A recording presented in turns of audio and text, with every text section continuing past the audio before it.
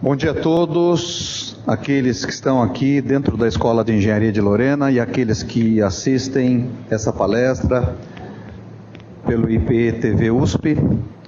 Bem-vindos. Nessa manhã nós vamos tratar de um assunto que vem recebendo uma atenção especial em universidades de primeira linha no mundo todo, e aqui no Brasil algumas universidades tomaram já algumas iniciativas. Nós fazemos parte desse pequeno grupo ainda, de universidades que vem, de certa forma, questionando a relação, o modo da relação ensino-aprendizagem, e é claro, a partir do conhecimento de uma série de aspectos envolvidos dentro do ambiente sala de aula, fazendo então coisas diferentes, tomando algumas iniciativas e, por que não dizer, inovando no modo de ensinar. Vou fazer uma breve... o título da apresentação é Inovação no Ensino e Metodologias Ativas de Ensino-Aprendizagem. A experiência do Massachusetts Institute of Technology, MIT Tea-Room, a Harvard Peer Instruction, o Olin College e a experiência aqui da USP de Lorena. Uma breve apresentação pessoal, sou professor aqui da USP, professor da Unesp, professor nesse momento, professor associado da Escola de Engenharia da Harvard e associado do MIT em assuntos ligados a Lean Manufacturing, Lean Enterprise. Vou pular a apresentação curricular e vamos começar falando desse cone, que eu acho que para iniciar essa nossa discussão de hoje sobre ensino-aprendizagem, vale a pena entender um pouco a respeito do que acontece aqui. Se nós olharmos para esse cone, nós vamos dividir a aprendizagem em dois grandes modos. Um modo que nós chamaremos de modo passivo e um outro modo, que é o modo que nós chamamos de modo ativo. No modo passivo, que é basicamente aquele que nós fomos educados, exceto, vamos descontar aquele momento que nós estivemos no jardim de infância, hoje o nome é outro, ensino, já não me lembro o nome, mas para minha geração foi jardim da infância, educação infantil. Obrigado, professor. Educação infantil. Exceto pela educação infantil, depois que a gente saiu daquele ambiente de educação infantil, de lá até aqui, nós praticamente, em quase 100% do tempo, passamos em lugares da educação formal, aprendendo de um modo que é um modo passivo. É aquele onde a gente lê alguma coisa, a gente escuta alguma coisa, a gente vê figuras, mas a gente está sempre naquela posição de espectador. Tem a figura do professor, normalmente aquela figura que fica numa posição de destaque dentro do espaço que nós ainda chamamos, sala de aula, e os alunos num outro espaço, num outro nível, naquela condição, olhando, ouvindo, tentando entender, mas na grande maioria do tempo de uma forma totalmente passiva, sem participar daquela atividade. Isso provoca algumas coisas. Ao longo da fala eu vou apresentar algumas, não vou nem chamar de teorias, mas algumas constatações e algumas figuras que esclarecerão melhor um pouco disso. Mas se nós olharmos aqui, nesse balizador, aprendizagem passiva, percentagem de retenção, o que efetivamente se aprende quando nós estamos em ambiente de aprendizagem passiva, não passa de 50%. E isso é uma coisa que se fala, não, poxa vida, a gente avalia os alunos, os alunos aprendem, sim, os alunos aprendem, engano. Eu trabalho com um professor lá na Universidade de Harvard, professor Eric Mazur. Eric Mazur acabou de ganhar um prêmio equivalente ao Nobel da Educação. E o Eric Mazur é um professor de física, e ele é o Dean do Applied Physics da Harvard, é um professor da área de fotônica, mas que já há mais de uma década vem questionando essas questões ligadas a ensino e aprendizagem. E tudo começa, né, no momento em que ele faz uma pesquisa com alunos de física, perguntando o que exceto os que o major, né, que a formação será em física mesmo, exceto os físicos, né, tradicionais, todos aqueles outros que precisam da física enquanto, né, uma parte da ciência para construir o alicerce daquilo que virá para frente, por exemplo, engenharia, como é o nosso caso, medicina. Ao final, muitos desses alunos, quando perguntados a respeito da física, a resposta era quase unânime: eu odeio física. Mas espera aí, você vai ser engenheiro, você vai ser médico. O médico cuida, né, lá de sistemas onde se movimenta sangue, são tubos, né, tem pressão, tem temperatura, quer dizer, é física o tempo inteiro. E o sujeito odeia física. Bom, esse é um ponto que faz esse professor refletir melhor a respeito do ensino de física. Num outro momento, uma coisa que é muito peculiar, né, com estudantes de graduação da Universidade de Harvard, a nata do alunado internacional, né? Se você pegar um histórico escolar de um aluno desse, você vai ver, é A de ponta a ponta. Então, se olhar um currículo de um aluno e ver que ele tirou A de ponta a ponta, gente, pô, esse cara aprendeu tudo o que precisava. Bom, ele teve coragem de, num determinado momento, pegar um grupo de alunos que tinham passado pela disciplina de física, tirado A na disciplina de física, e uns 2 meses, 3 meses depois, ele colocou esses alunos num projeto onde aqueles conteúdos supostamente aprendidos porque o cara tirou A precisariam ser utilizados no projeto. E, para surpresa, 40% desses alunos não conseguiram dar conta do recado. De onde se conclui que, a princípio, eles não aprenderam. Mas, bom, agora cria-se, né, uma situação complicada. Mas ele tirou A na disciplina, nós avaliamos. Ele tirou A, mas tirou A e não consegue colocar isso em prática num projeto. Bom, o fato é que, né, a partir desse instante, alguns outros questionamentos começaram a acontecer, e um deles se relacionou com o próprio sistema de avaliação. Quando se olha, né, o nosso sistema, isso estou falando do deles, mas o nosso não é tão diferente assim. A gente normalmente tem aquela tendência, né, a avaliar o conteúdo a partir daquilo que foi ministrado na sala de aula e a princípio que está nas listas de exercícios ao final do livro-texto, ou até mesmo aquelas listas de exercício que nós preparamos e entregamos para os alunos.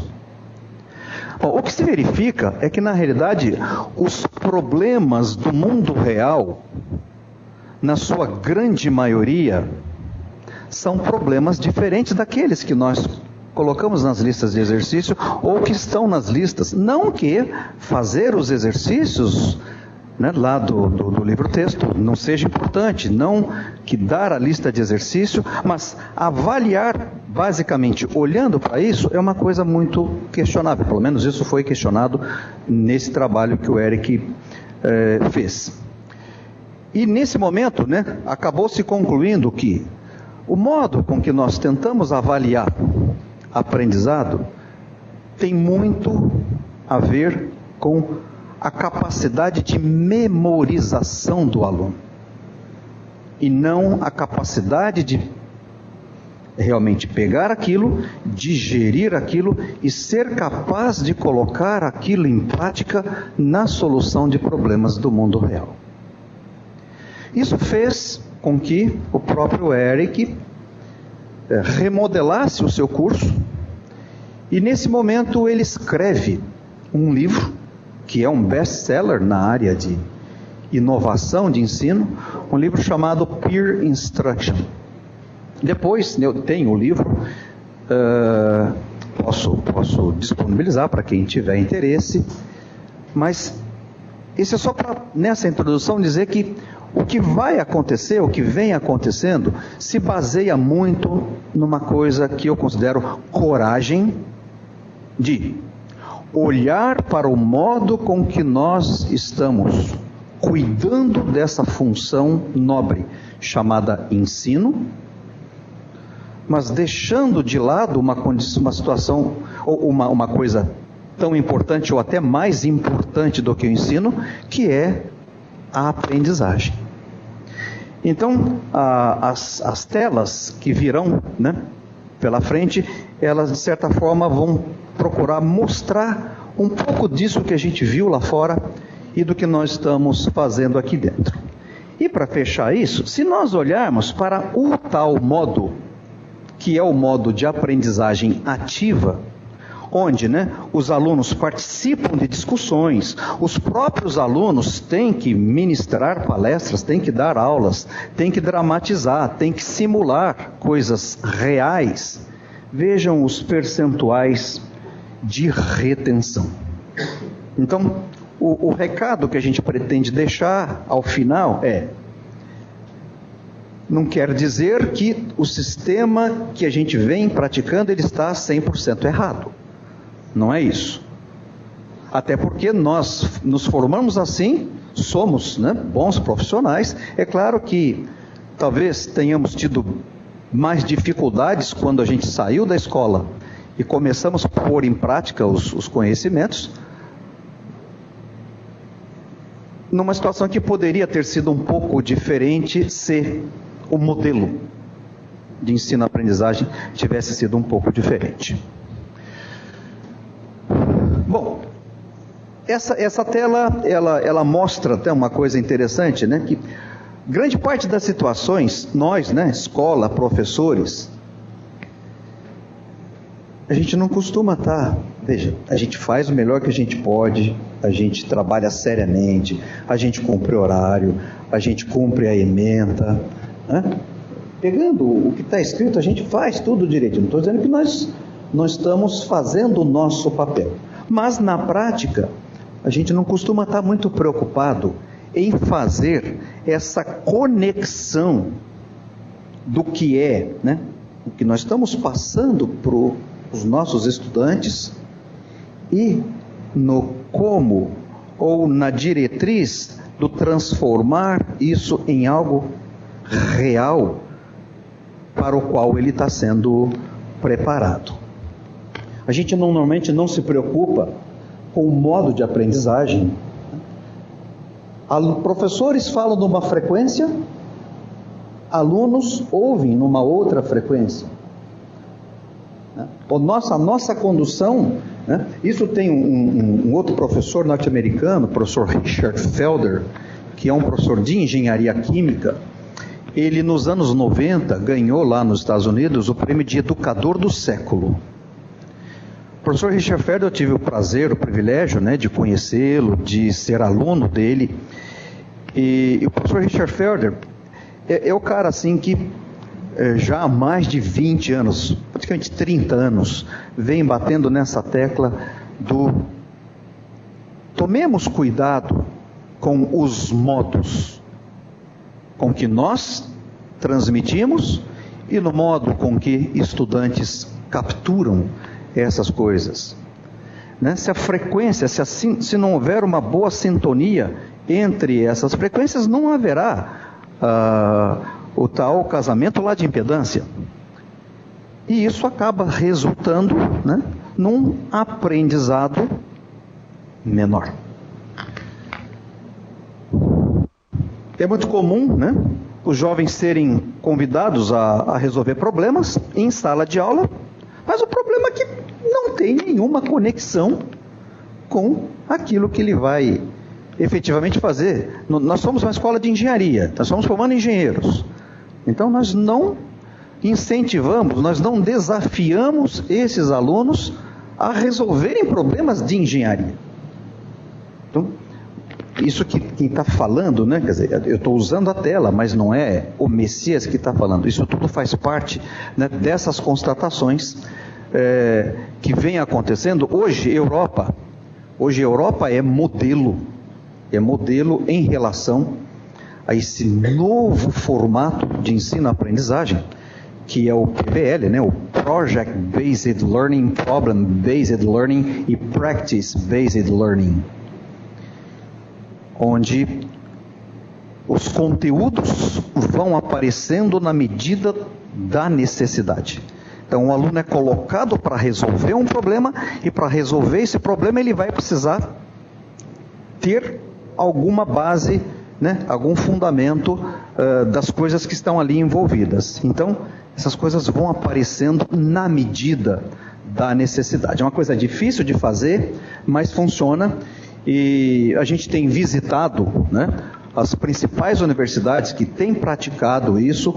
Quer dizer, o jeito que nós usamos para tentar produzir algumas, vamos chamar de inovações aqui, tem sido pelo benchmark, né? Identificamos as principais universidades mundo afora, claro, as principais norte-americanas e importantes universidades europeias. Estamos fazendo visitações, né, estágios, tentando entender melhor como que isso funciona e, é claro, criando um modelo adequado para a nossa realidade. Isso eu costumo, não é recado para vocês daqui, mas como faz parte da palestra, isso eu tenho sido chamado para falar disso de norte a sul do Brasil. E eu gosto de deixar essa tela, né? Pode ser que muito em breve você tenha que mudar a forma de dar aula, embora você acredite que as suas aulas são perfeitas. Tá? É claro que, né, as audiências, né, têm sido audiências com professores, né, e a gente não gosta, né, de ver isso, até porque, como eu falei, nós estamos na maior parte do tempo fazendo o melhor possível, dando o melhor de nós, mas nem sempre o que a gente está fazendo é eficaz. Pode ser eficiente, mas pode não ser eficaz. Alguns balizadores. As nossas disciplinas herméticas. Eu falava agora com o professor Victor, né, quer dizer, é um esforço que eu já tenho acompanhado, né, o Debas fazendo com várias disciplinas. Lá no DEC a gente tem feito também alguma coisa. Se você olhar as ementas, gente, não sobra tempo para o aluno trabalhar. Se a gente ficar, né, naquela coisa amarradinha, tem que dar isso. É claro que tem certas coisas que a gente não pode deixar de lado. Tem fundamentos da matemática, tem fundamentos da física, é a base da engenharia. Tem coisas que não podem ficar de fora. Bom, mas a gente vê, às vezes, a mesma coisa sendo falada em momentos vários, né? Perdendo tempo do professor, né? Um tempo, vamos chamar de quase inútil para o aluno, que poderia estar fazendo outra coisa. No mundo mais desenvolvido, o que a gente tem visto, não vou aqui fazer uma defesa, né? Mas, por exemplo, em sala de aula, os caras estão em torno de 15 horas por semana. E estão 50 horas por semana fora da sala de aula fazendo coisas. Esse é hoje o perfilzão do como as coisas estão acontecendo na Harvard e como estão acontecendo no MIT. Eu tenho tido, assim, né, a chance de conviver fazendo pesquisa com, né, os colegas pesquisadores, e eu tenho ido para a sala de aula da graduação. Tenho ido para a sala de aula de graduação na Harvard, tenho ido para a sala de aula de graduação no MIT, exatamente para ver o comportamento dos alunos, ver o formato, né, com que os professores têm tratado isso. E isso é uma coisa que fica muito evidente. É muito menos tempo em sala de aula e muito mais tempo trabalhando fora de aula. com atividades voltadas a projetos e problemas reais. Depois eu dou um pouco mais de detalhes, né? Bom, esses pacotes fechados, né, que têm sido os nossos currículos, eles realmente nos deixam muito limitados, muito engessados, e a gente acaba, de certa forma, forçando o aluno a ser um grande memorizador, não um solucionador de problemas. Bom, eu aproveitei, uma vez que na chamada da palestra, a palavra inovação, né, apareceu, então eu incluí essa tela que tem um professor lá da Harvard, o professor Tony, esqueci só o sobrenome dele, mas é o cara que é mais requisitado hoje pela mídia norte-americana para falar de inovação, e ele escreveu recentemente um livro chamado Formando Inovadores, Construindo Inovadores. Esse conjunto, né, que eu vou apresentar agora, de informações, saiu desse livro dele. Eu tenho o livro, depois também, se alguém tiver interesse, eu posso emprestar. Então, 7 características para a sobrevivência de inovadores. Bom, nós estamos formando engenheiros. Engenheiros, na essência, tem que ser, né, pessoa ou pessoas capazes de inovar. Porque as coisas mudam muito rapidamente. Não pode ser aquele cara que seja capaz de pegar um protocolo e pôr o protocolo em prática e ficar repetindo esse protocolo o resto da vida. O tempo inteiro ele vai ter que encontrar maneiras diferentes, seja de fazer melhor aquilo que já existe e saber aquele momento que está na hora de criar a ruptura e promover o salto de inovação. Então, algumas das características: pensamento crítico e capacidade de resolver problemas. É a primeira característica que aparece. Se você for discutir, né, e mais alguns outros colegas aqui temos feito essas discussões fora do Brasil, e inclusive aqui com universidades que têm trabalhado, né, em busca desse novo modelo. Pensamento crítico e capacidade de resolver problema é algo que tem que estar na veia do sujeito. Colaboração por meio de redes. Quer dizer, na chamada dessa palestra a gente falou, né, do quão importante é esse ambiente que nós estamos hoje, que é o ambiente da biblioteca. Uma biblioteca que não pode continuar sendo aquele espaço para guardar livro. O espaço, né, para ter um espacinho para o aluno sentar quietinho. Não, tem que ser um lugar para o aluno discutir, tem que ser um lugar aberto para que nós, professores, né, possamos vir dar aula aqui. Por exemplo, essa sala aqui é um projeto nosso que a gente fez recentemente, e anteontem, já conversei com a Regina, já envolvemos o professor Ferro na jogada. Nós vamos quebrar essa parede aqui, do outro lado onde a gente tomou o café hoje, né? Aquele espaço vai se integrar com esse, onde, né, o aluno tem acesso às redes de dados, às bases de dados, e ali nós já vamos fazer um espaço com um ambiente propício à criação. Quando você fala de inovação, você está falando de criação.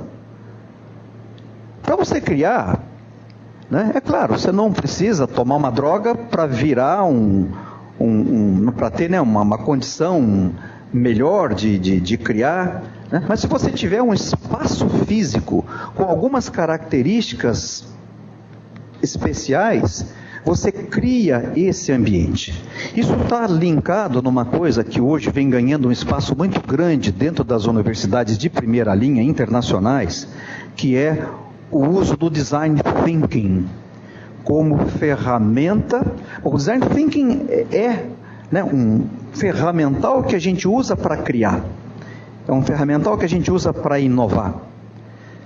Então hoje as principais universidades internacionais têm feito uso do Design Thinking em ambientes de sala de aula, criando esses espaços para que professores, alunos, né, interajam de uma maneira muito mais produtiva, produzindo a aprendizagem.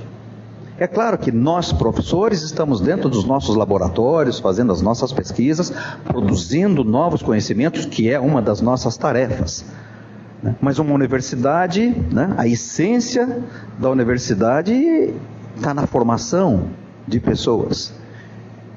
As nossas pesquisas, né, a gente vê pelas publicações, né, pessoas publicando em revistas de alto impacto, o que mostra, né, uma excelente qualidade da pesquisa, mas quando nós olhamos para esse ambiente, que é um ambiente que nós estamos formando pessoas, nós estamos ainda, infelizmente, na grande maioria dos casos, né, muito atrasados. Então, colaboração por meio de redes. Então, a participação, né, de sistemas de informação vinculados, né, com sala de aula é algo muito importante. Agilidade e adaptabilidade, as coisas mudam muito rapidamente. Então, tem que ter essa característica camaleão, né, de poder se ajustar nos novos ambientes, nos novos momentos, de uma forma rápida, produtiva e ágil. Iniciativa e empreendedorismo, saber acessar e analisar informações, análise de dados. Bom, hoje nós manipulamos uma quantidade infinita de dados. Então, essa capacidade de analisar dados, e aí, é claro, entra a estatística multivariada, entra a análise multivariada. Isso é essencial, né, para o sucesso desse tipo de novo empreendimento. Comunicação oral e escrita, ou seja, o sujeito precisa aprender a falar, precisa aprender a escrever. Lá no MIT, a gente fala, não é possível, né? Mas lá no MIT, os caras na engenharia criaram uma estrutura onde, com professoras de writing, né? As nossas professoras de língua portuguesa, coisas parecidas, criaram uma coisa chamada Writing Across the Curriculum.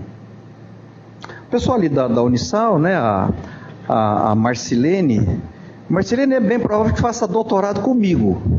Ela está fazendo algumas disciplinas lá do nivelamento. É uma professora de português, né, que possivelmente vai fazer doutorado comigo em engenharia.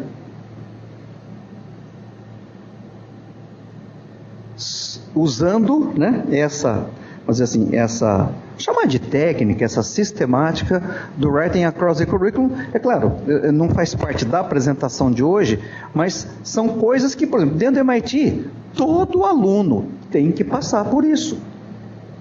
Todo. Não tem choro. Entrou aqui, vai ter que passar por isso, vai ter que aprender a falar, vai ter que aprender a escrever, só que de uma maneira um pouco diferente daquela que a gente faz aqui. Tem que ser curioso, né? Tem que ter imaginação, é aquela pessoa que naturalmente vai trabalhar com experimentação, vai trabalhar com ideação. O pessoal que está aqui hoje, né, assistindo, eu vou disponibilizar esses slides, tá? Para quem quiser. Essas foram as 7 características para a sobrevivência dos inovadores. Agora, as 5 habilidades, né, que os inovadores precisam ter. Tem que ser gente que questiona o tempo inteiro. No ensino de engenharia, a gente usa uma técnica chamada 5 porquês. Os 5 whys. Se você tem um problema, todo problema tem uma causa geradora, uma ou mais causas geradoras.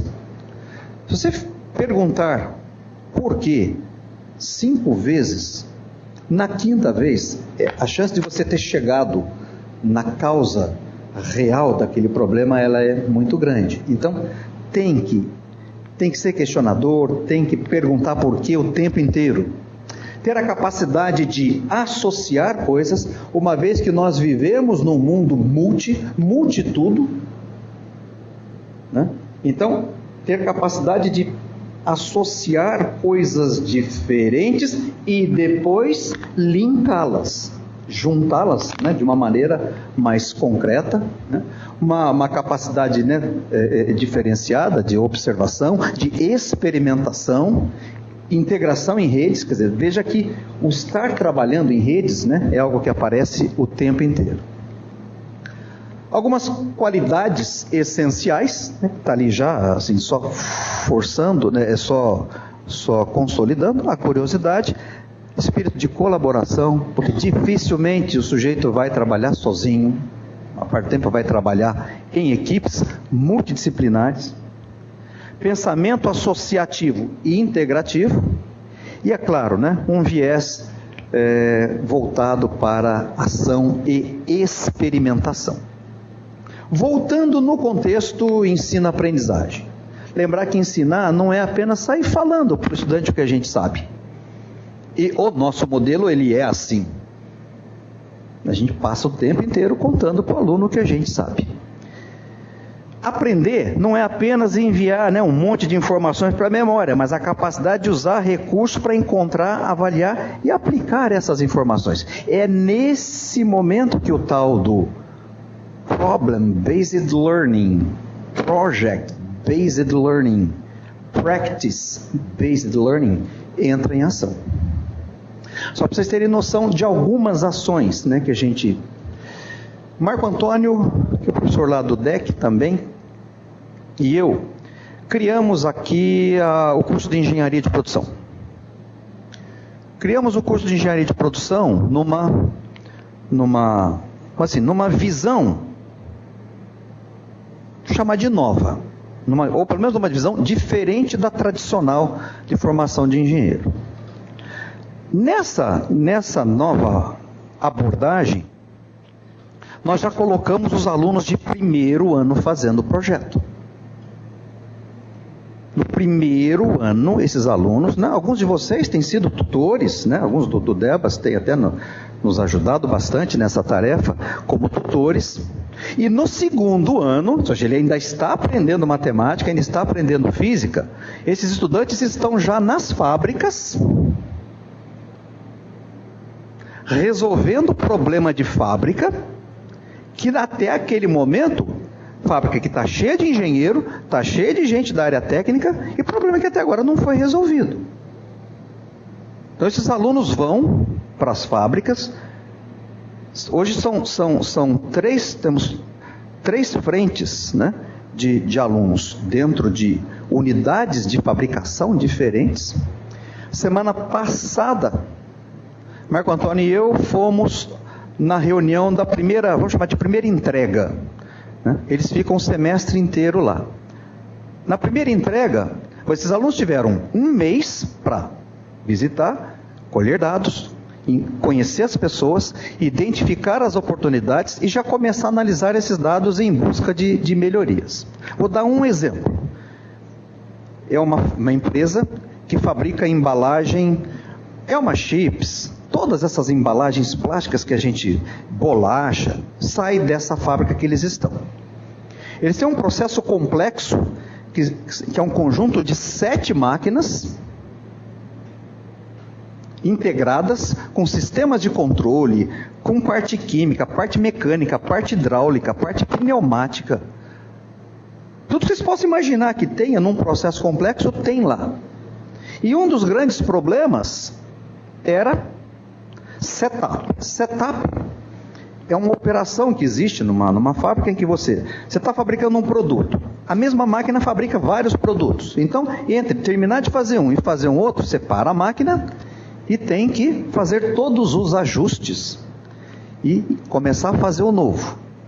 Isso, do ponto de vista da produtividade, é algo fundamental. Quanto menor for o tempo de setup, melhor é para todo mundo. Bom, no momento que esses alunos chegaram lá, o setup de uma máquina dessa levava 1h30. Com 1 mês e meio de atividade desses alunos de segundo ano de engenharia. Nesse momento, esse setup já está sendo feito em 35 minutos. Isso, do ponto de vista ganho em fabricação, é algo assim que não tem tamanho. Tá? Então é só um exemplo, né, de algo, né, que a gente vem fazendo aqui, nessa linha, né, do Problem-Based Learning. Nesse caso é Problem-Based Learning. Mas participa, né, desse contexto Problem, Project e Practice. E isso acontecerá várias vezes até chegar no 6º ano, porque a engenharia de produção é noturno, 6 anos. Então você pode mais ou menos inferir que se esses meninos, né, já põem a mão na massa, né, ouve-se o tempo inteiro nas universidades de primeira linha internacionais, atividade hands-on, é mão na massa o quanto antes. Bom, o desengessar a disciplina, isso é um esforço que a gente já vê muitos colegas fazendo, e eu acho isso fantástico. Agora, nós precisamos ajudar os estudantes a se tornarem ativos, a aprender de forma independente e ter capacidade para resolver problema. Esse ajudar é um ajudar que é mais ou menos assim. Hoje eu sou, né, o professor fulano de tal, professor doutor fulano de tal. Puxa vida, né, que se doutorou numa universidade super importante, ou se pós-doutorou numa universidade super importante. Você é um cara importante, a gente não tira o mérito, né? Também faço parte, né? Mas não custa nada descer um pouquinho, alguns degraus, daquele pedestal, que é o pedestal do docente, né? Aquela figura importante, e interagir de uma maneira mais direta, mais próxima do aluno que realmente precisa aprender para resolver problema, não aprender para ir bem na prova, não aprender para tirar A na nota final. Alguns cenários que a gente encontra por aí. Nós não somos tão diferentes em alguns momentos. Sala de aula lotada de gente. Eu já dei aula aqui para 90 alunos. Eu tradicionalmente sou professor de termodinâmica. Agora estou saindo, né, da área térmica para a área de produção. Mas eu sou tradicionalmente professor de termodinâmica, operações unitárias. Cansei de dar aula de termodinâmica para uma turma com 90 alunos. Está aqui. Né? Coisa que a gente vê. O mesmo conteúdo sendo transmitido ano após ano. Não muda uma vírgula. Não muda uma vírgula. O mundo muda a cada segundo, mas muitas aulas não mudam uma vírgula. A memória sendo privilegiada em relação ao raciocínio e à imaginação. Bom, isso está relacionado com o modo que a gente cobra. Né? A pedagogia, né, baseada na transferência de conhecimento e o grau de conhecimento transferido medido, na grande maioria das situações, por intermédio de provas individuais. Veja, isso não é o retrato da EEL-USP, isso é um retrato da maioria das escolas de ensino superior do Brasil. Um recado, né? Precisamos mudar o modo tradicional de ensino centrado no professor para o ensino centrado no aluno. Essa nova abordagem, ela inverte, né? Lá fora a gente ouve muito o flipped classroom, né? A sala de aula invertida. Bom, a primeira coisa que se inverte é essa questão da figura do professor. Deixar de ser aquele transmissor para ser aquele facilitador. Agora, mudam muitas coisas no momento sala de aula, e eu falarei um pouco mais adiante. Algumas questões, né, que se levanta, quer dizer, os modos de aprendizagem, como que nós aprendemos, né, o que tem sido utilizado com sucesso para melhorar o aprendizado. Algumas experiências bem-sucedidas nós já temos. Achei interessante, né, trazer essa tela dos 7 princípios para as boas práticas do ensino de graduação. Incentive contato entre alunos e professores. É o professor porta aberta, né, recebendo o aluno. É o professor que interage com o aluno, é o professor que incentiva o aluno a trabalhar junto. Desenvolva reciprocidade e cooperação entre os alunos. Uma coisa que a gente já percebeu nessa primeira experiência com esse grupo de segundo ano que está dentro de fábrica, essa questão da liderança de grupo. Nós já tivemos que, e a gente já entendeu que nos próximos semestres, o líder de equipe vai ser um líder flutuante, né? Para que todos tenham a chance, né, de serem os condutores, os planejadores, né? Aqueles que vão cuidar do horário, cuidar da agenda, cuidar do report, né, das coisas que acontecem. Utilizar técnicas de aprendizagem ativa. O grifo é meu, né? O vermelho eu pus agora há pouco, né? Porque é claro, a gente está aqui para tentar vender um pouco essa ideia, né, da importância das atividades, né, Active Learning. Dê feedback imediato aos alunos. É importante o aluno saber online. Na Harvard, essa disciplina que eu tenho acompanhado, que é uma Applied Physics, o aluno sabe como que ele está a cada segundo. Depois eu vou mostrar como que eles resolveram. Mas como que faz isso? Né? Daqui a pouquinho eu mostro um pouco com mais de detalhes. Enfatize o tempo de dedicação nas tarefas. Quer dizer, menos tempo sentadinho, olhando para a cara do professor, e mais tempo trabalhando de verdade, com a mão na massa. Ajudar o aluno a pensar alto, né, com metas elevadas. E respeitar a diversidade de talentos e formas de aprendizagem. Tem aluno que é mais lento, tem aluno que é mais rápido, tem aluno que esse aprender memorizado, esse aprender, né, matemática e física, o cara é um raio, mas a hora que você bota ele na frente de uma máquina, ou na frente de uma equipe para liderar, ele já é um pouco mais tímido. Então, isso está presente em todos os sistemas, em todos os lugares. E aí, é claro, né, com um pouco de preparação melhor, até nossa, né, como professores, e aí das equipes, conhecendo um pouco mais de comportamento humano, isso tudo com certeza facilita a vida de todo mundo. Na essência, já que nós estamos tentando, né, forçar para a aprendizagem ativa, na aprendizagem ativa, o aluno lê, ele escreve, ele discute, ele resolve o problema, ele analisa, ele sintetiza, ele avalia, e tudo isso acontecendo junto. Tá? Tem um momento sozinho, né, e tem um momento grupo, que acontece na maior parte do tempo. Por que aprendizagem ativa? Primeiro, os alunos aprendem melhor. As pesquisas já não tem, né? Você pega, até aqui nós já fizemos pesquisa disso, né? Eu orientei recentemente uma monografia da nossa pós-graduação em Engenharia da Qualidade, onde uma aluna nossa, ex-aluna do COTEL,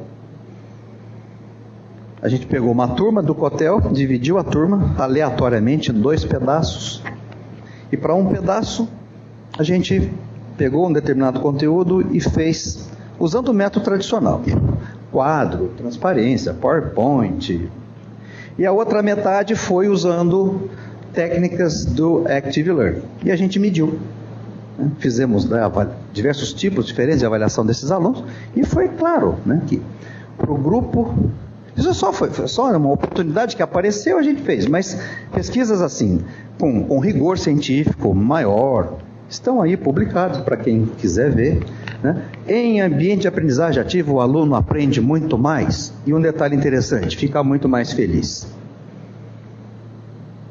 Fica muito mais feliz.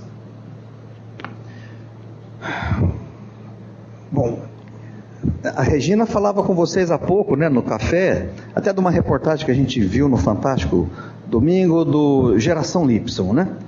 Essa geração, e eu tenho dito isso, né?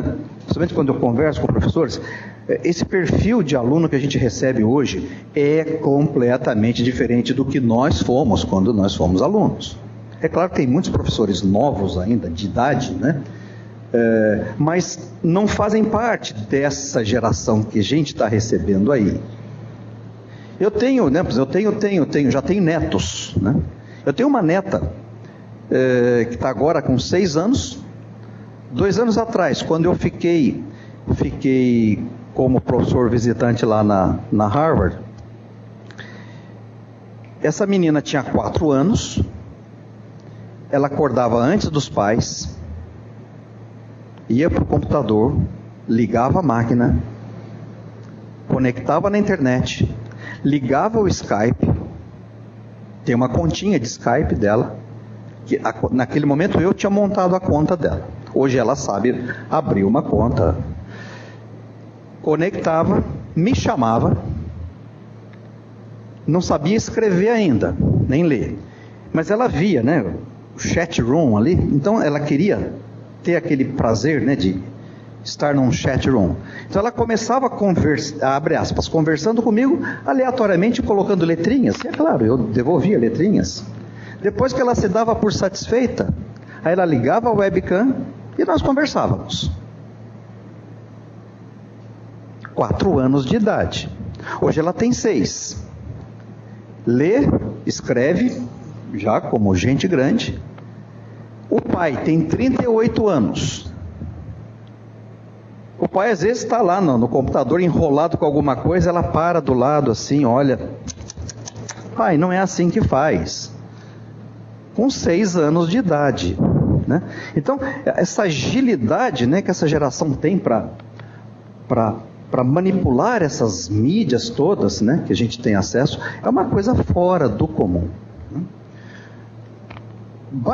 E isso faz com que, né, esses alunos tenham curtos períodos de concentração, curtos períodos de atenção. Então, aulas como isso que está acontecendo hoje, né, 1 hora alguém falando, eles não aguentam. Não é que eles não queiram, eles não aguentam. Baixa retenção de informação em aula tradicional, aborda, né, diferentes estilos de aprendizagem. Os alunos se distraem facilmente em aulas tradicionais e o tal do PowerPoint. Algumas pesquisas dizem que o uso o tempo todo do PowerPoint provoca, isso é claro, a gente sabe disso, um efeito chamado narcolepsia induzida. Narcolepsia induzida é isso aqui. Ou isso.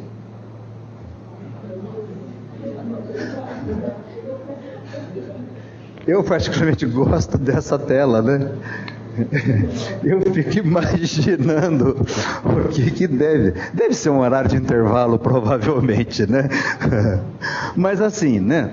Para chamar atenção, como chamou agora, né?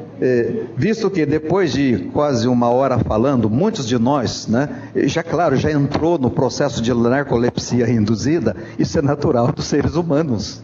Então, gente, isso acontece com os nossos alunos, tá certo? Então, se você não tiver coisa acontecendo ali, que o aluno fique ligado, vai acontecer algo muito parecido com isso.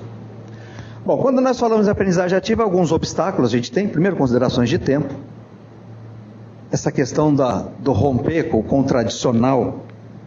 Eu sempre fiz assim, sempre deu certo e vou continuar fazendo assim. Bom, beleza. Respeito total, né? Resistência estudantil no início, apesar de a gente fazer coisa que o aluno vai aprender mais. É mais interessante, nos primeiros encontros, o aluno tem a sensação, por uma vez que ele está acostumado com o tradicionalzão, o professor falando, e no outro o professor fala quase nada, bota ele para trabalhar, ele fala assim, esse professor não está dando aula. Nós estamos indo lá, mas esse professor não está dando aula. É claro que depois de um certo tempo que ele capturou a essência da coisa, ele fala, não, eu não aguento mais assistir a aula tradicional. Mas no começo, ele tem essa sensação de que o professor não está dando aula. Tá? Falta de apoio, suporte e infraestrutura. Isso é claro, a gente tem hoje. Eu vou mostrar algumas fotos de algumas coisas que estão prontas, acontecendo aqui, algumas que estão em fase de acabamento, e outras que estão por vir, mas, é claro, essa sala de aula que a gente entra para dar aula, que o aluno está naquela carteira universitária, aquilo não dá. Não tem como você fazer uma atividade em equipe, com aquilo para você dar a prova é um sufoco, né? Você fala, vai dar uma prova, aquele vai dizer que o cara que está atrás não vai ver o que o da frente está fazendo? Não tem jeito, né? Então, a gente tem feito esse esforço, vamos dizer assim, a direção tem nos apoiado nessa empreitada. Daqui um mês, vocês serão convidados para uma inauguração. Eu vou mostrar umas fotos daqui a pouco de como está a fase final de montagem, mas nós já temos alguns espaços diferentes funcionando. Quem daqui já conhece a sala 207? A sala 207 é uma sala que eu fiz, né? Com o dinheiro dos meus projetinhos lá. É a única sala de aula que tem ar-condicionado, que tem os quadros brancos com rodinha, que tem as mesas trapezoidais, que você pega 2 trapézios e forma um hexágono. Então você bota o pessoal, ou pode ficar no formato tradicional, pode ficar no formato de grupo. Quer dizer, quem hoje quer praticar isso, normalmente quer ir lá para a sala 207. Tem outras coisas melhores vindo por aí, mas hoje o espaço é a 207. Eu construí isso já há vários anos, e há vários anos a gente vem fazendo esse tipo de prática usando essa sala. Mas precisa ter uma infraestrutura adequada, né? Se todo mundo resolver fazer Active Learning hoje, nós estamos ferrados. Porque não tem espaço adequado para todo mundo fazer isso. Mas é claro, se todos quiserem, aí a gente tem mais gente pedindo, né? E é claro, encontraremos mecanismos, né? Por exemplo, o que tem hoje lá, toda essa, vamos dizer assim, essa facilidade que tem hoje na 207 é algo que vem de projeto que o Messias fez. Não tem um centavo de dinheiro orçamentário da EL. Então, é daquilo. Bom, vamos pedir para a EL? Claro, vamos pedir para a EL. Mas a gente sabe que, nesse momento, a EL, como USP, está sem dinheiro. Beleza. Vou reclamar? Posso até ficar reclamando. Mas eu optei por bota a mão no dinheiro do projeto e faz algo que serve para todo mundo, né? Então, todo mundo que quer fazer isso hoje vai lá. Atuação, né, na zona de conforto, é claro, você mexer em zona de conforto é um negócio complicado. A gente sabe que, né, tem professor, não, minha aula é essa, eu sou craque nesse assunto, pô, eu dei aula assim o tempo inteiro e vou continuar assim, beleza. Eu estudei no MIT, fiz vários cursos no MIT. Em 2009, não faz tanto tempo assim, eu fiz um curso, né, um curso semestral no MIT, que o professor começava a aula às 8 da manhã, tinha 1 hora de almoço e terminava às 5 da tarde. 40 horas de curso. Era acetato com retroprojetor. O cara chegou com uma pilha de acetato lá, e foi assim, acetato em cima de acetato, mas não fazia um exercício. Ao final de cada capítulo falava assim, ó, agora vocês vão lá no livro, né, e resolvam os exercícios que está no livro. Na turma que eu estudei, tinha os engenheiros da NASA, os caras tudo apavorado. Então, ou seja, ter uma aula daquela e não ter, para mim valeu porque eu tenho um certificado MIT, beleza, nossa. Mas se falar do lado do aluno, né? O que você aprendeu de verdade? Muito pouco. Muito pouco. Porque ficar olhando acetato, eu pego o livro e vou folheando o livro.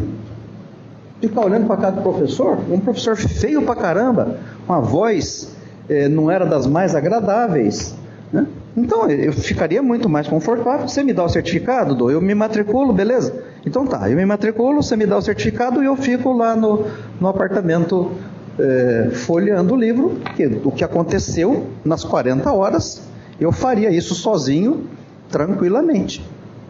Mas fiz disciplina que o tempo inteiro era mão na massa, o tempo inteiro. Você sai do curso e fala, meu, que fantástico, que legal, nunca mais vou esquecer isso na minha vida.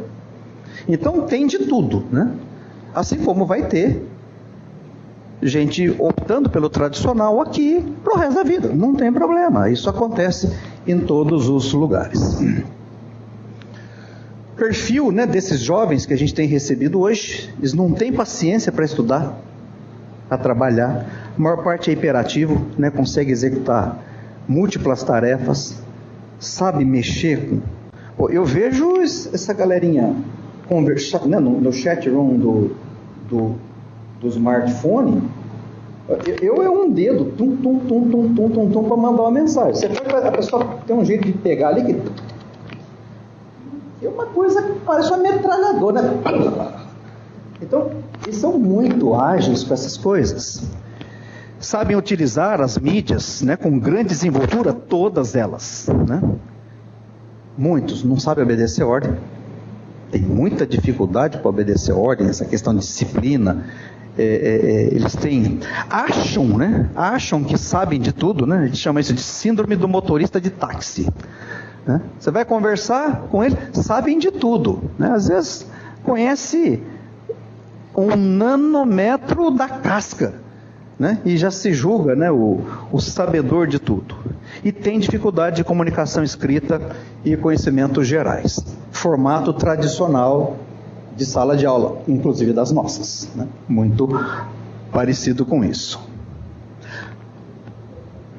Esse tipo de mídia é um tipo de mídia que, uma vez que o sujeito não vai se ver livre dela tão cedo, vamos transformar isso numa maneira útil. Na experiência que a gente fez com a turma do Cotel, é que a gente sabe que no estado de São Paulo é proibido, no ensino médio, o aluno entrar com o celular na aula. Bom, na minha aula eles tiveram que trazer o celular, porque tudo aconteceu, o cara tinha que entrar, se logar via Google Drive. Ele tinha que estar logado, né? A gente entrava com um assunto. Detalhe, eles tiveram que estudar antes, sozinhos. E aí, eu não fui para o quadro da aula, não. Leiam antes. E aí, em cima do que já tinha sido a leitura, a gente veio com os problemas. Então, eles tinham que resolver o problema e via Google Drive, né, colocar lá, postar a solução, e aí pelo meu aparelho eu ia vendo os percentuais de gente que acertou, de gente que errou, sabia quem acertou, quem errou. O pessoal ali da Harvard desenvolveu uma plataforma que eu vou mostrar daqui a pouco, muito interessante, e a gente está nesse momento, essa aluna que foi a minha aluna na monografia do Lato Sensu, está fazendo mestrado comigo lá na Unesp. E o produto final da dissertação dela vai ser uma plataforma muito parecida com essa que eu mostrarei daqui a pouco, que é a plataforma que eles usam lá na Harvard. Então, ou seja, é assim, né, que são os nossos alunos de hoje. Que colam também, né, dependendo do formato da sala, né, eles não conseguem, né. Bom, deixa eu só passar mais rápido agora sobre algumas coisas. Tem coisa que eu já falei. Bom, então, voltando a essa ideia, né, de que nesse novo formato o aluno é o elemento ativo e o professor passa a fazer parte de um outro formato que nós chamamos de facilitador, né, de incentivador daquele que vai aprender. Com esse quadro, o que tem? O que vem acontecendo aí mundo afora? Eu trouxe algumas coisas, vou relatar algumas experiências, que foram experiências que eu tenho tido nesses últimos anos, que envolve MIT, envolve Harvard envolve Olin College. Olin College é uma escola de engenharia hoje ali na região de Boston, que é a menina dos olhos das escolas de engenharia nos Estados Unidos. Não se fala em outra coisa que não seja Olin College. Eu estava em Harvard e o meu supervisor de Harvard falou: "Monsieur, você precisa conhecer o Olin College." Falei: "Beleza." Fui conhecer o Olin College num ano. Uma coisa completamente diferente do que eu já tinha visto. E aí depois, no ano seguinte, Marco Antônio e eu fomos lá fazer um curso de gestão acadêmica. Quer dizer, como fazer gestão acadêmica num ambiente novo, né? Que é Active Learning 100% do tempo. Então, as próximas telas vão mostrar algumas dessas experiências. Lá na Harvard, o Peer Instruction, que foi desenvolvido, né, pelo Eric Mazur, dentro do conceito, né, de sala de aula invertida. No MIT, usando o peer, e que é pedagógico. O peer é pedagógico, pares, né, aprendizagem pelos pares, pelos colegas. Agora, MIT, é claro, não podia ser diferente. Pegou a pedagogia e arrebentou com tecnologia em cima, e aí projetaram e construíram uma sala, eles chamam lá de TEAL, Technology Enable Active Learning. E aí, isso tem uma sala chamada TEAL Room. Vou mostrar para vocês como que são essas salas. O P3BL, né, que é o Problem Project Practice, que eu já comentei com vocês. Normalmente, Problem com aluno ingressante e aluno de segundo. O Project com aluno de segundo, terceiro e quarto. E o Practice com, normalmente, alunos de final de curso. O Peer Instruction da Harvard, né? Eric Mazur é o cara que criou. Qual que é a estrutura? O Eric Mazur, ele ensina física, né, na graduação. É uma disciplina chamada Applied Physics 50.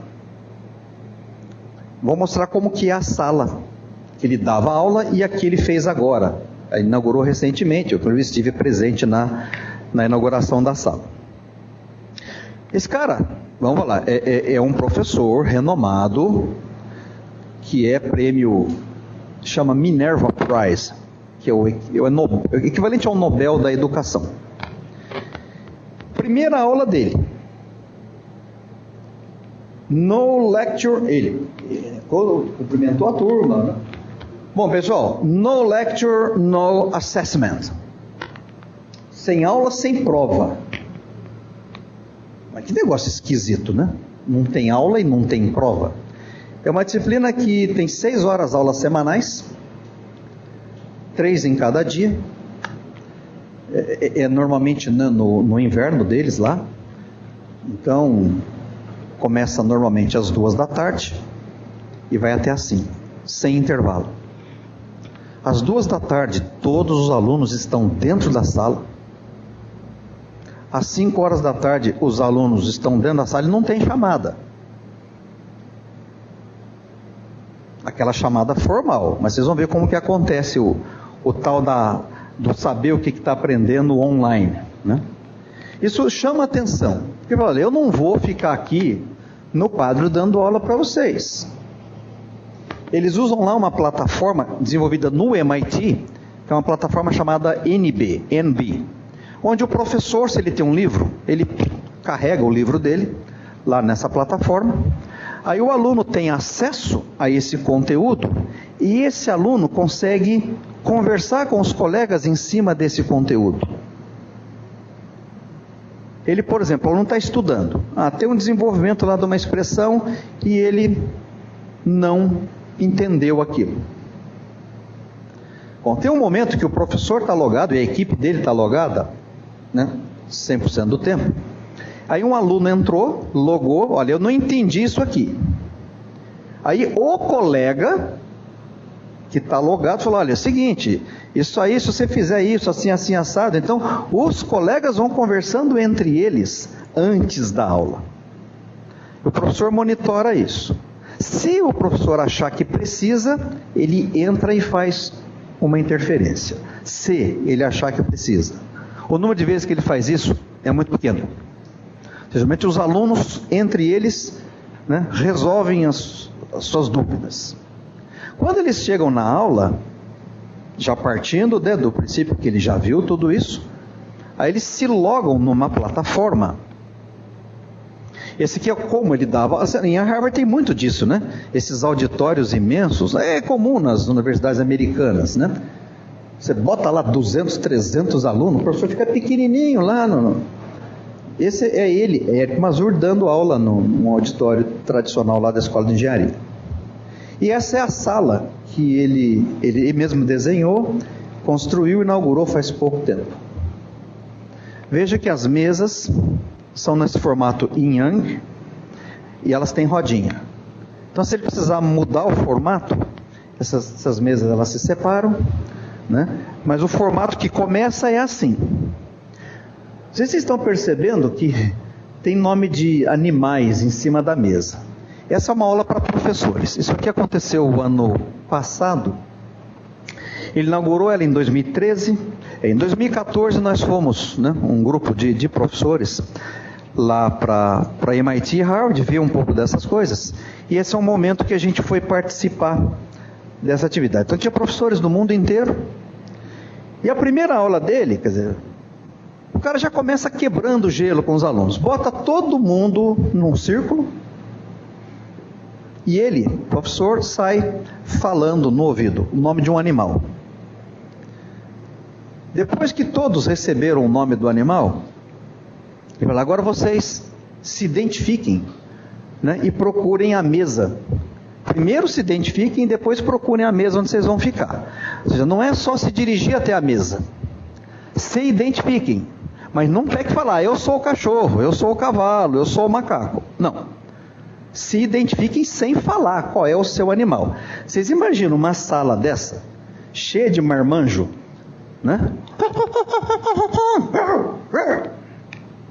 É um quebra-gelo assim que você fala, não acredito que isso está acontecendo comigo, né?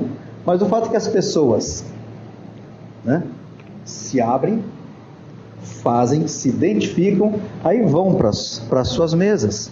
Vejam que tem os quadros brancos com rodinha, né? Hoje na 207 também já tem, né? Que você, dependendo da necessidade, você puxa, né, esse quadro para o grupo poder discutir. Até pouco tempo atrás, lá no fundo é o Eric, até pouco tempo atrás, eles usavam uma sistemática de monitoramento usando clickers. Você compra o aparelhinho, o professor vem, pluga o pendrive dos clickers na máquina dele e ele joga uma questão. O clicker tem uma desvantagem que ele só consegue ser usado com questões de múltipla escolha. Aí o aluno vai resolver o problema e escolhe lá a opção dele. Escolhe, e aí na tela do professor você vê quem acertou, quem errou. Então a ideia do peer, se mais que 70% dos alunos acertaram, ele entende que os alunos entenderam o conceito, ele toca adiante. Se entre 30% e 70% acertou, ele entende que precisa mais alguma coisa. Então ele põe os alunos conversando entre eles, né, conversem entre vocês e podem refazer. Tudo isso está sendo armazenado lá no sistema do professor. Então ele já está sabendo, né? Quer dizer, é uma avaliação, não tem prova, mas o cara está sendo avaliado o tempo inteiro, online. Se menos que 30% acertou, aí ele, o professor, entende que o negócio, a situação está feia, aí ele vai para o quadro, aí ele vai lá e fala. Se não for numa situação dessa, ele, professor, não fica dando aula. Eles desenvolveram essa plataforma, Learning Catalytics.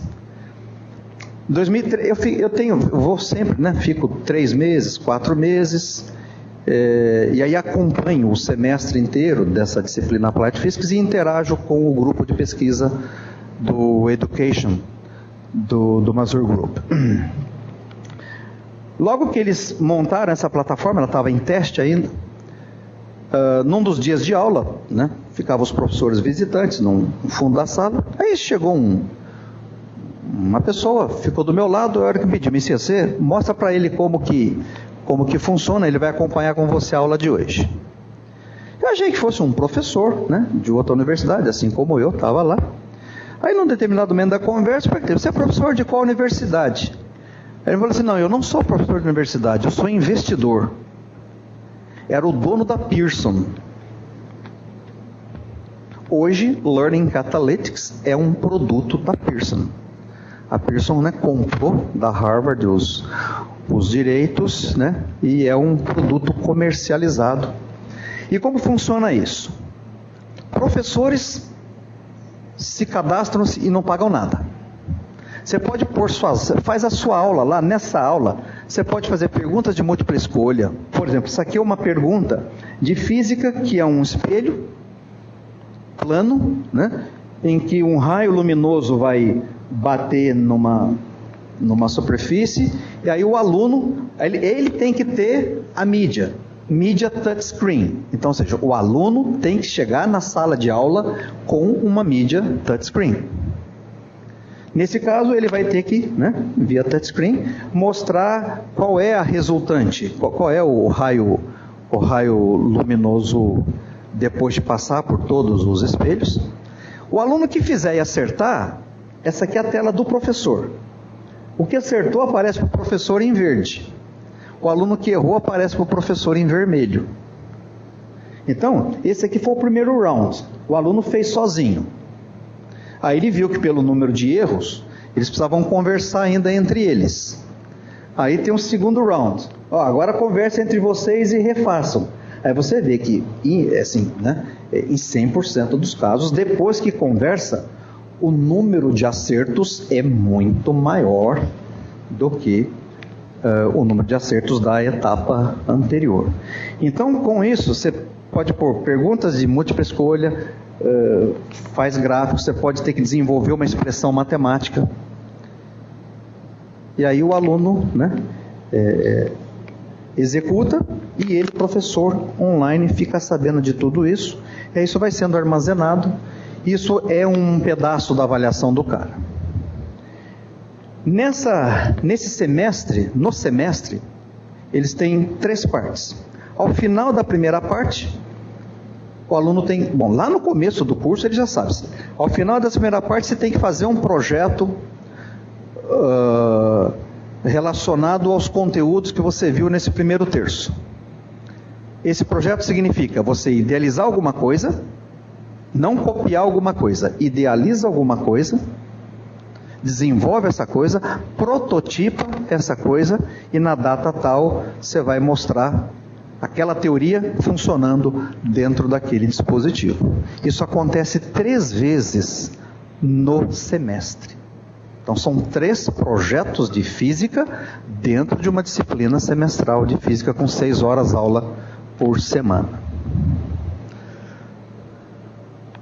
Bom, lá no MIT, eles pegam todo esse peer, esse jeito do peer, só que numa sala muito mais tecnológica. Esse é o formato da sala lá. São mesas com 9 alunos e 3 terminais. Um terminal para cada 3 alunos. O projeto que a gente fez aqui é algo quase idêntico a esse, só que no nosso modelo, a mesa é para 8 alunos e um terminal para cada 2 alunos. Essa sala está quase pronta. Tá? Convido vocês a visitarem, né? Daqui a pouco eu vou mostrar umas fotos. A gente está já terminando de fazer a montagem dela. As mesas já chegaram, as cadeiras já chegaram. Aqui ele tem tela branca em toda a extensão da sala, quadro branco. E tem telões. E o professor fica no meio da sala. Se o professor precisar, então aqui ele pode usar PowerPoint, faz o que ele quiser, demonstrações. Se ele precisar fazer um desenvolvimento, ele vem aqui para qualquer posição. Aperta o botãozinho, essa tela sobe. No momento que essa tela começar a subir, tem uma câmera que entende que o professor está naquela posição e está precisando dela. Aí liga uma câmera, pega o professor na posição que ele está e joga ele em todas as demais. De modo que, em qualquer posição que o aluno estiver, ele vê o professor. E o professor usa o tempo inteiro um microfone. Essa aqui é uma reportagem que saiu no Estadão, dia 25 de fevereiro de 2014, né? A chamada foi Brasileiros Importam o Método de Ensino. Aí fala de uns projetos que tem acontecendo no Brasil, e aí fala do nosso projeto. Esse aqui é o nosso desenho, aí fala na Irel de Lorena e tal. Depois quem quiser vai lá no Estadão e puxa essa reportagem. Esse é o tio do MIT. Numa mesma aula, eles têm a teoria, aí já ficam os kits em cima da mesa, um kit para cada 3 alunos. Então eles veem a teoria, já fazem uma experimentação no kit e já tem os terminais. Esses terminais estão carregados com um simulador daquele conteúdo que eles acabaram de aprender. Então ele vê a teoria, já faz a prática e já vai fazer simulação, mexendo com parâmetros, né, daquele conteúdo. Isso em todas as aulas. Esse é o time que a gente levou da primeira vez. Baseado nessa ida, né, Marco Antônio, para quem não conhece, eu e o Chig, nós fizemos um projeto para a USP, naquela chamada do Inova Lab. Era uma chamada de até R$500 mil. Então, no Inova Lab, a gente construiu o tio Tupiniquim, né? Aqui a gente deu o nome de LabCENG, Laboratório de Ciências e Ensino de Engenharia. Recebemos os 500 mil na aprovação, mas aí mudou a reitoria, era um projeto da reitoria anterior, e acabaram finalizando, nos dando 115 mil. Com esses 115 mil, a gente pegou o antigo auditório 2, aí a direção, né, já tinha nos cedido o auditório 2, fizemos uma reforma nele, e nesse momento nós estamos instalando as mesas, né? Daqui a pouquinho eu mostro umas fotos. Esses aqui são alunos, essa foto eu tirei esse ano, é um momento de uma demonstração que é um aluno que está fazendo, isso aqui lá no MIT, tá? Aí o negócio estava tão interessante, né, que tem gente até em cima da mesa, né, para acompanhar. Esse é o Olin College, fica ali a meia hora de Boston. Esse é o prédio acadêmico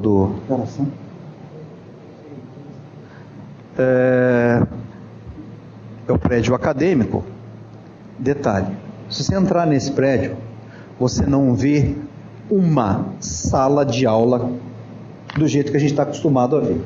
Vamos entrar nesse prédio. Isso é uma sala de aula, isso é um aluno. As salas de aula todas são laboratórios. Se você andar pelos corredores, você não vê um corredor sem um pôster. Cada pôster desse é projeto que os alunos dessa escola de engenharia estão fazendo, com forças armadas, com indústrias agrícolas, indústria aeroespacial. Do primeiro ao...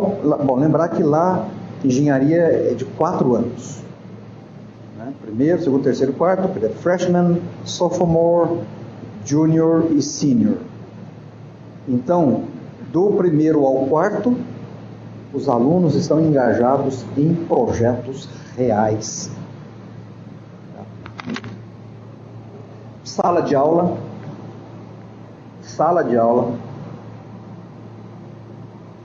Essa é uma sala de aula que é um laboratório de medidas elétricas.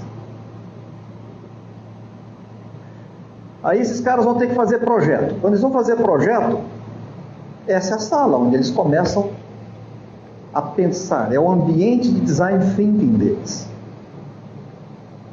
O presidente do Olin College esteve no Brasil em abril. Eu, quando entrei nessa sala, eu falei assim, eu estou me sentindo no jardim da infância. Essa é a sensação. Você entra lá, você fala, estou no jardim da infância. Aí o presidente do Olin College esteve no Brasil esse ano e numa das entrevistas que ele deu aí para um dos jornais, falou, olha, a gente recriou, a gente criou um novo modo de ensinar engenharia. E nós estamos recriando os espaços que foram aqueles espaços onde a gente aprendeu mais. A fase da nossa vida que a gente aprendeu mais foi nessa fase. Então, O ambiente de início de projeto deles é assim, olha só como é que ficam as salas. É projeto até no teto. É uma escola que entende que engenheiros, além de serem engenheiros e terem que ser bons engenheiros, eles são pessoas humanas. Então eles têm que se desenvolver como seres humanos. Então eles ensinam música, eles ensinam artes. Essa foto fui eu que tirei. Eu estou no segundo piso. Esse é o RU deles. A lanchonete mais perto fica a uns 30 quilômetros de distância. Ônibus não passa com regularidade. Ou seja, o aluno não tem como sair da escola. Ele tem que ficar lá. Então ele almoça lá. É claro que tem os alojamentos, como é muito comum, né? Esse é um momento do horário de almoço. Cada dia tem uma coisa diferente. No dia anterior tinha sido uma banda de rock. Bom, para saber, eu estou montando a banda de rock dos professores da EL, tá? Só do Debas já tem 4 inscritos, né? Então vai ser uma banda pesada. Então precisando de um baterista, né? Tem algum baterista aí? E a nossa estreia vai ser junto com o coral, que já existe, cantando coisa bem contemporânea. Mas aqui, nesse dia, né, era uma apresentação humorística. Os caras estavam zoando com colegas, fazendo piadas e tal. No dia anterior tinha sido música, no outro dia seria teatro. Então, quer dizer, eles vivem e convivem, trabalhando e realmente desenvolvendo muitas habilidades, né, além da matemática, da física. Esses são projetos, né, que estão em andamento. Submarino, máquina agrícola, avião, torpedo. Bom, nós estamos nesse momento aqui trabalhando em cima do projeto, que é uma iniciativa do MIT, que ela é aberta para o mundo, chamada CDIO. É um conceito de formação de engenheiros que passa por todas as etapas. O conceive, né, o conceber, o desenvolver, o implementar e o operar. Marco Antônio e eu estamos mexendo com a papelada. Nesse momento não tem nenhuma instituição brasileira assim, autorizada, né, a fazer uso do CDIO. Nós estamos preparando para isso. Estivemos lá no CDIO, o Marco Antônio, eu, o Domingos e o Adriano, e lá nós encontramos com alguns professores do ITA. Então sabemos que o ITA está nesse momento também se preparando para vamos dizer assim, né, fazer uso do formato, né, do approach CDIO. Alguns passos dados, né, fizemos algumas missões, né, MIT, Harvard, Stanford, Universidade do Minho em Portugal, que é uma das mais importantes em PBL na Europa. Não está ali o Olin College, mas também fomos. E algumas coisas que já vem acontecendo, né? Esse time aqui é Potel, isso aqui é pessoal de engenharia. Isso foi um dia que a Globo veio aqui e filmou a gente. Tem até depois, quem quiser assistir, entra na Vanguarda e tem uma reportagem em cima dessas coisas que estão acontecendo aqui. Mas esse é um ambiente que a gente já tem usado. Ó. Eu só tirei as mesas da sala 207, pus nesse auditório, que só para facilitar a filmagem no dia. Mas na 207 é assim que as aulas acontecem. É uma sala que, nesse dia, né, teve uma aula de estatística e precisava mudar para uma linha de produção. Em 3 minutos, a sala saiu de um formato, que era o formato trapezoidal, e virou linha de produção, onde os alunos brincam com o Lego para fazer para aprender os conceitos que estão ali. Esse é mais ou menos o formato como fica.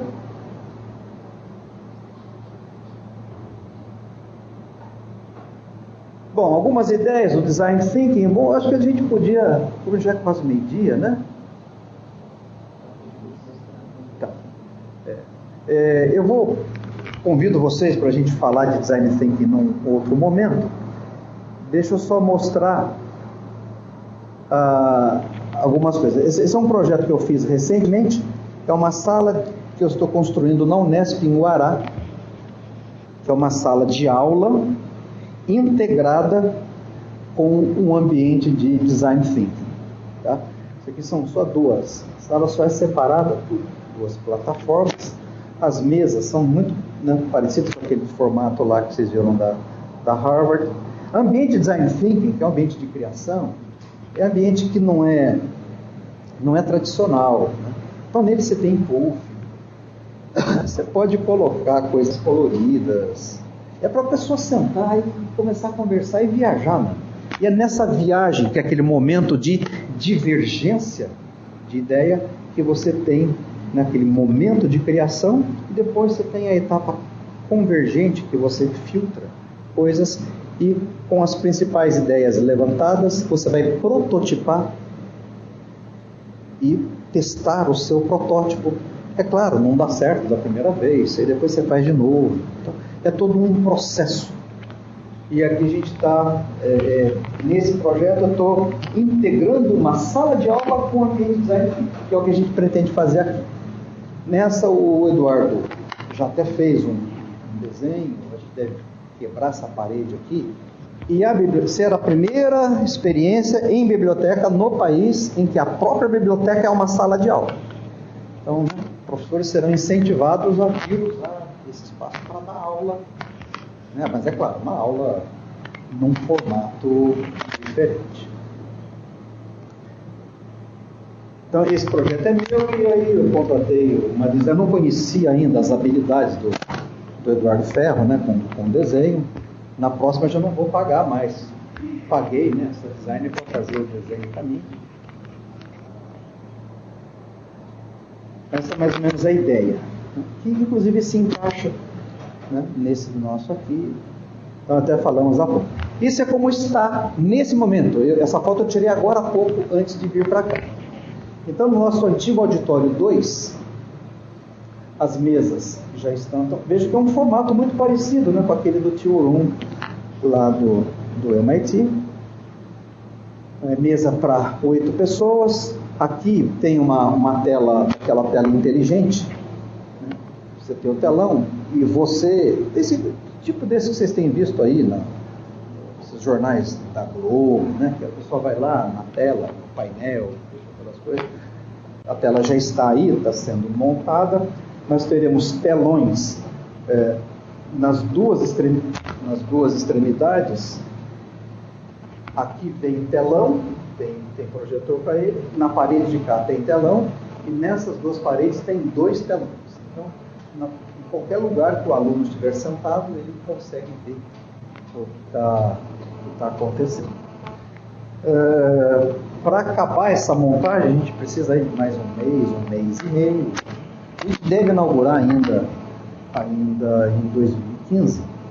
E a partir disso, nós estamos formatando um mini curso para docentes. Mini curso sobre metodologias ativas, onde, dentro de uma sala como essa, a gente vai mostrar as várias opções de metodologias ativas. E aí aqueles professores que tiverem interesse em começar a usar, né, terão como planejar suas aulas e fazer. É um espaço, primeiro assim, né, maior. Esse tem capacidade para 80 alunos. Cabe mais, né, mas são 10 mesas com 8 cadeiras em cada mesa. Mas depois que montou, a gente viu que se precisar pôr mais, dá para pôr mais. Tem a 207, né, que a gente tem usado para a pós lá do DEC e para a especialização, e em alguns momentos, alguns professores têm feito uso. Vamos fazer essa aqui também, preparar para ambiente Design Thinking, e é claro, na medida em que mais pessoas, né, se interessem em usar, a gente faz a pressão necessária, faz o esforço necessário, juntamos, né? A gente pega um pouquinho de dinheiro do projeto de um, projeto do outro. Não são coisas caras. A gente tem conseguido fazer isso com pouco recurso. E é isso. Obrigado pela atenção. Espero que quem não começou a usar ainda, né, se anime a fazer uso aí das metodologias. Né? Se alguém quiser perguntar alguma coisa, à disposição.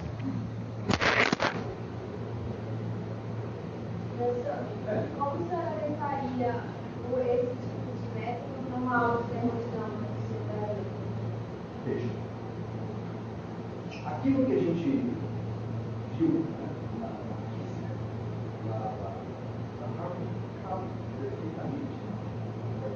eu não sou mais professor de termodinâmica. Se eu continuasse como professor de termodinâmica, as minhas aulas de termodinâmica seriam completamente diferentes das que eu vi nos últimos 30 anos. Apesar de que, abre aspas, os alunos gostavam das minhas aulas de termodinâmica, mas as de hoje seriam diferentes.